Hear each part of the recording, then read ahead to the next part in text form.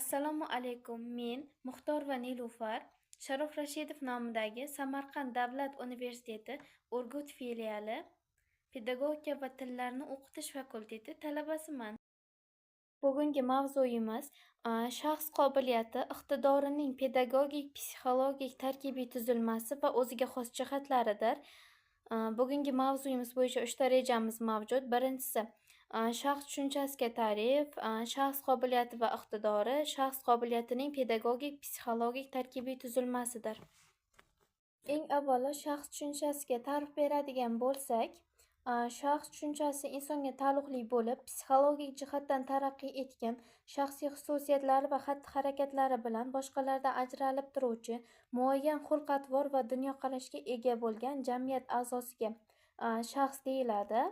Mana endi shaxs qobiliyat haqida gapiradigan bo'lsak, qobiliyat bu shaxsning biror faoliyatni muvaffaqiyatli, tez va samarali bajarishiga imkon beradigan individual psixologik xususiyatlar majmui hisoblanadi. Mana endi shaxs iqtidori haqida gapiradigan bo'lsak, iqtidor bu qobiliyatlarining yuqori darajada rivojlangan shakli.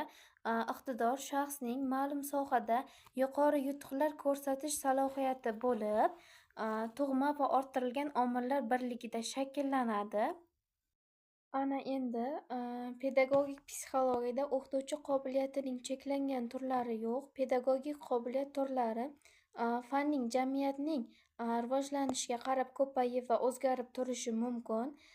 Falsafada qobiliyat uzoq vaqtgacha o'zgarmas irsiyat, ya'ni nasldan naslga o'tuvchi jarayon sifatida talqin etilgan.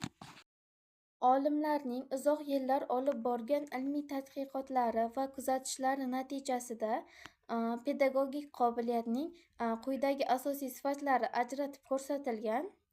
Bular o'z kasbiga muhabbat, o'quvchilarni seva olishi, mutaxassislik fannini mukammal bilishi, unga qiziqishi, pedagogik taktika, ya'ni odob va go'zallikka ega bo'lishi, bolalar jamoasiga singib keta olishi, o'z mehnatiga ijodiy yondashishi, javobgarlikni his etishi, tarbiyaviy bilimlarni egallaganligidir. O'qituvchi faoliyatidagi pedagogik qobiliyatning o'ziga xos tizimlari mavjuddir. Qobiliyatlar tizimi quyidagi xususiyatlar bilan farq qilinadi. Ular 4 ta. Asosiy xususiyatlar, tayanch xususiyatlar, yetakchi xususiyatlar va yordamchi xususiyatlarga bo'linadi. Pedagogik qobiliyatlar faqat pedagogik faoliyatning samara bo'lishini va shart-sharoitini ifodalamasdan, balki ko'p jihatdan muvaffaqiyatli ishlashning natijasi hamdir. Pedagogik qobiliyatda o'qituvchining o'zaro fikr almashuvi bilan bog'liq xususiyatlar asosiy rol o'ynaydi.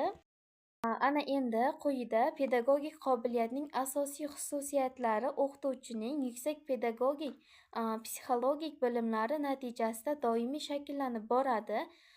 Bular kommunikativ qobiliyat, perseptiv qobiliyat, empatik qobiliyat, ta'lim jarayonini muqobillashtirish qobiliyati, konstruktiv qobiliyat, bilish qobiliyati va anglash qobiliyatiga bo'linadi. Ana endi pedagogik qobiliyatning asosiy xususiyatlari bilan yaqindan tanishamiz. Bulardan birinchisi kommunikativ qobiliyat. Bu o'qituvchining pedagogik jamoa, ota-onalar, mahalla ahli bilan bo'ladigan o'zaro muloqotida ularning ruhiy holatlarini tushunish, ularga hamdard bo'lish va muloqotga kirishishda pokko'ngillilik, o'qituvchi bunda psixologik bilimlarga ega bo'lishi va muomala madaniyatini muntazam o'zida rivojlantirib borishi lozimdir. Perseptiv qobiliyat bu tashqi olamni va muhitni sezish, idrok etishdir. Bunda kuzatuvchanlik muhim rol o'ynaydi. Empatik qobiliyat bu bolalarga bo'lgan muhabbatdan kelib chiqadigan o'quvchilarning his-tuyg'usini, psixologik holatlarini qalbdan his etish, tushunish, idrok etish, ularga achinish xususiyatlaridir. Ta'lim jarayonini muqobillashtirish qobiliyati o'qituvchi o'z bilimini o'quvchi ongi va tafakkuriga kam kuch sarflash evaziga yetkaza olishidir. Tashkilotchilik qobiliyati pedagogik qobiliyatning tarkibiy qismidir. U o'quvchilarning o'qituvchi tomonidan turli jamoat ishlariga, to'garaklarga jalb qilish jarayonida sinf jamoasining har bir o'quvchiga faol vaziyatni ta'minlash jarayonida namoyon bo'ladi. Konstruktivlik qobiliyat o'qituvchining o'quv-tarbiyaviy faoliyatini puxta rejalashtirishi asosida yuzaga keladigan kasbiy pedagogik vaziyat bosqichlarini oldindan ko'ra olishidir. Bilish qobiliyati bu o'qituvchining o'z fanini va boshqa fanlarni chuqur bilishida, o'z o'zlashtirishi va amaliyotda namoyon etishidir.